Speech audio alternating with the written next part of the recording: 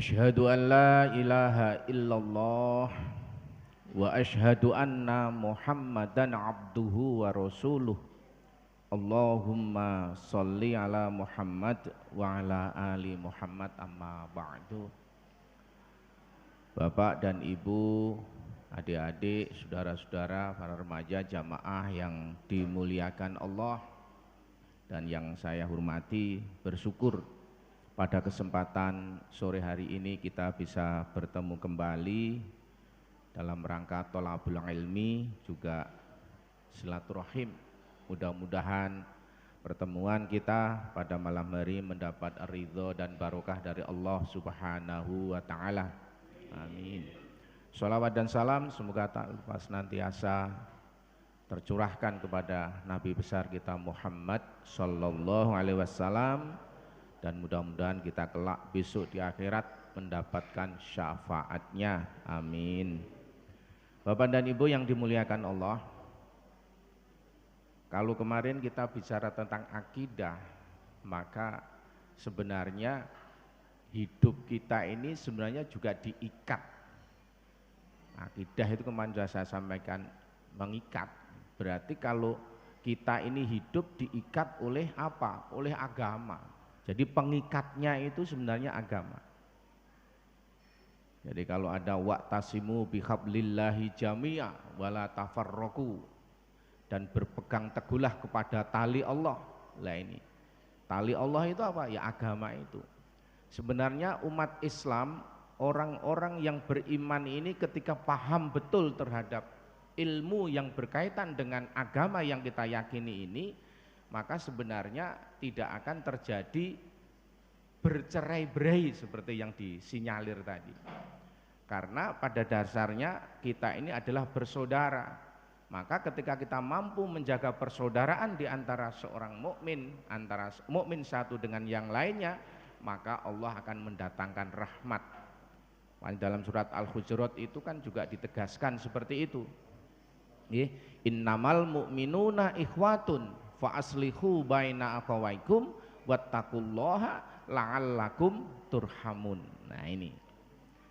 Maka berangkat dari sini Bapak dan Ibu, jadi hidup ini, ya hidup ini itu sebenarnya kita ini mestinya juga mempunyai sesuatu tujuan yang sebenarnya kita ini sadar atau tidak, kita ini sebenarnya menginginkan hal itu. Sebagai contoh sederhana, pertanyaan yang sederhana mungkin seperti ini. Bapak dan Ibu yang hadir di sini kepengin sukses tidak? Kepengin. Kira-kira orang itu kalau kepengin sukses, ada nggak ilmunya untuk mencapai kesuksesan, gitu kan gitu? Ada nggih?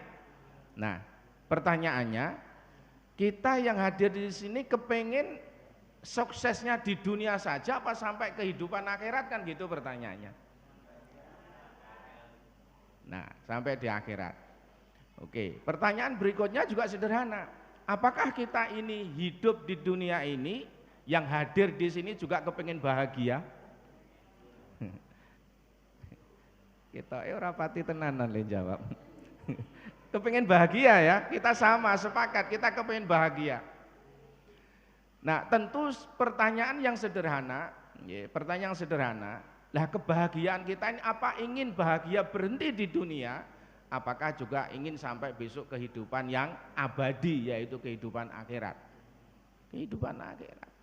Padahal kita sering melakukan berdoa seperti itu, tapi mungkin kita tidak masuk dalam otak bawah sadar kita. Coba, jenengan saben bar sholat, mungkin setiap saat, bahkan di mana saja, kalau Anda disuruh berdoa pun tidak lupa bacaan Rabbana atina fid dunya hasanah wa fil akhirati hasanah. Kalau orang ini tidak selak dalam hatinya, semua kepingin bahagia. Tapi pertanyaannya adalah, apakah itu semua bisa diraih tanpa melalui ilmu? Kan gitu loh. Apa mungkin kalau ada yang datang di sini bisa menunjukkan, memberi alasan kepada saya, kesuksesan Bapak dan Ibu, kebahagiaan Bapak dan Ibu akan diperoleh tanpa mendapatkan ilmu, itu bisa? saya tolong diberikan alasan. Nah ini, ketika Rasulullah mampu membawa kejayaan Islam, ya, sukses di Eropa, sukses di Asia, Jazirah Arab saat itu, semua karena apa? Pengikut Muhammad paham terhadap Islam, apa yang harus dia lakukan, dan yakin bahwa Islam adalah satu-satunya jalan kehidupan yang menuntun manusia untuk sukses dunia akhirat. Makanya di ayat yang lain itu kan hidup ini sebenarnya kan digambarkan seperti berdagang.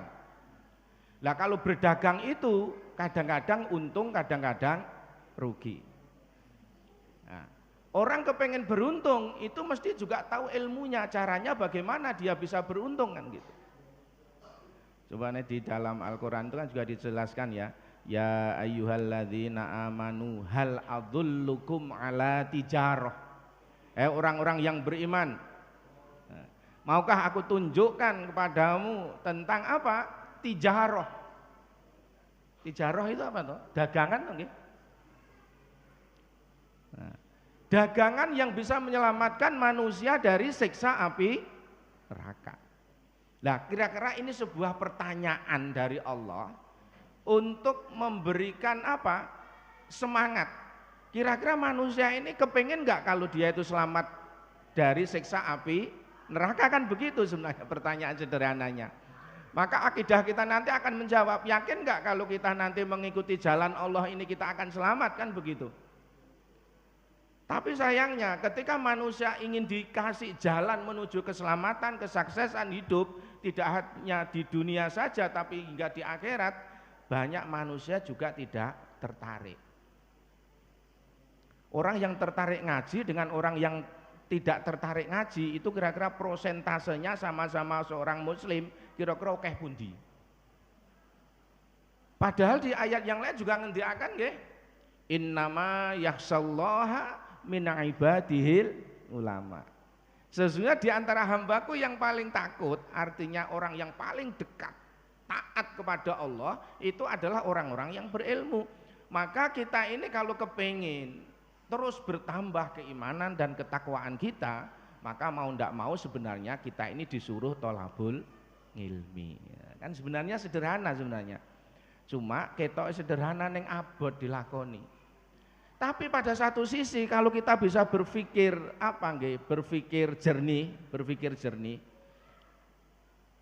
Allah memerintahkan kita untuk berbuat baik, beramal soleh, untuk beribadah. Sebenarnya itu tidak lain adalah kembali kepada manusia itu sendiri. Kembali kepada manusia itu sendiri. Untuk memenuhi kebutuhan hidupnya, baik itu terutama kebutuhan hidup rohani. Maka kos orang berbuat baik itu sebenarnya juga tidak tinggi dibandingkan orang yang bermaksiat. Biaya orang untuk berbuat baik itu dibandingkan orang berbuat maksiat itu sebenarnya memang hitung-hitung kira-kira yo jek larang orang berbuat maksiat. Contohnya napa? Jenengan kan ngaji ngeten iki kira-kira ngetokne napa jenengan? Ngetokne hati sabar kan Duran? Loh malah metu. Loh nggih? Jenengan mboten ngetokne malah niki pun metu. Loh, ini artinya apa? Sebenarnya apa sih yang susah di dalam orang untuk berbuat baik itu? Makanya ketika ajaran ini, ilmu ini masuk dalam kehidupan orang-orang Islam dengan baik, maka tidak menutup kemungkinan orang-orang pengikut Rasulullah saat itu juga sangat-sangat kuat. Sangat kuat. Maka untuk kembali kepada kita ini agar kita senantiasa mendapatkan keberkahan dari Allah Subhanahu wa taala, kemudian lingkungan kita, masyarakat kita, desa kita biar dipenuhi oleh keberkahan dari Allah dari langit dan bumi, tentu jalan yang telah ditunjukkan oleh Allah adalah menjaga keimanan dan ketakwaan. Walau anna ahlal qura amanu wattaqau la fatahna alaihim barakatim minas sama'i wal ard. Jikalau sebuah kampung, sebuah penduduk itu mereka sama beriman dan bertakwa kepada Allah, maka Allah akan mendatangkan keberkahan dari langit dan bumi. Nah ini. Nah tentu ini semua dibutuhkan kerjasama kita bersama agar kita nanti memahami sebenarnya makna keislaman yang sebenarnya dalam kehidupan kita ini harus kita yakini dengan seyakin-yakinnya. Oleh sebab itu Bapak dan Ibu, mari kita sedikit mulai mengenal, ya, kita perlu memahami dan mengerti tentang Islam itu sendiri supaya kita ini juga lebih yakin terhadap apa yang sudah kita yakini selama ini, yaitu keimanan kita, keyakinan kita terhadap kebenaran Islam. Yang pertama, supaya kita sadari dan kita mengerti bahwasanya Islam adalah agama untuk menyerahkan diri semata-mata kepada Allah, sehingga kita ini ikhlas di dalam beramal dan beribadah. Ini ternyata Islam mengajarkan kepada kita ini utuh, pasrah total kepada Allah dengan keikhlasan dalam apa? Dalam beramal dan beribadah. Maka Bapak dan Ibu nanti coba dicek dalam surat An-Nisa ayat 125. Di sana jelas sekali. Waman ahsanu dinam mimman aslama wajhah lillahi wa huwa muhsinu wattaba'a millata Ibrahima hanifa wattakhadallahu Ibrahima khalila. Dan siapakah yang lebih baik agamanya daripada orang-orang yang ikhlas menyerahkan diri kepada Allah, sedang dia pun mengerjakan kebaikan dan dia mengikuti agama Ibrahim yang lurus, dan Allah mengambil Ibrahim menjadi kesayangannya. Jadi di sini yang patut kita catat bahwasanya aktivitas kehidupan kita di dalam beramal dan beribadah, tentu keikhlasan menjadi kunci utama kita sebagai orang Islam. Nah, keikhlasan ini menjadi kunci karena apa? Karena yang kita lakukan ini tidak mempunyai tujuan, tidak mempunyai tendensi lain kecuali hanya semata-mata ketundukan kita kepada Allah. Jadi kita datang ngaji, kemudian kita datang pengajian seperti ini, kemudian sholat berjamaah dan seterusnya. Itu kita tidak mempunyai tujuan apa-apa kecuali menunjukkan rasa ketaatan kita kepada Allah dengan keikhlasan. Nah ini, sebab kalau sampai nanti orang itu mempunyai tujuan lain, tidak ikhlas dan tidak mempunyai tujuan yang jelas hanya kepada Allah, maka kemungkinan besar di dalam melakukan sesuatu itu bisa kecewa, kan gitu. Apa bisa dibuktikan, Pak? Bisa, bisa dibuktikan. Misalnya, kalau Bapak dan Ibu datang ke sini bukan karena semata-mata taat kepada Allah dengan penuh keikhlasan, panjenengan mempunyai tujuan lain, tapi ternyata yang kita tuju tadi tidak sesuai dengan hati kita, keinginan kita, maka yang muncul dalam hati adalah kekecewaan. Misal, panjenengan datang ke sini, kebetulan setiap ada pengajian ada sedekah. Delalah krungu seruing-seruing. Engko malam Rebu pas ngisi Pak Arif ketoke seneke istimewa. Arep diwenehi sate lontong siji-siji. Lah jebule tekan kene roti kecil. Wah. Kira-kira mau semangatnya dari rumah itu kan sate lontong kan gitu.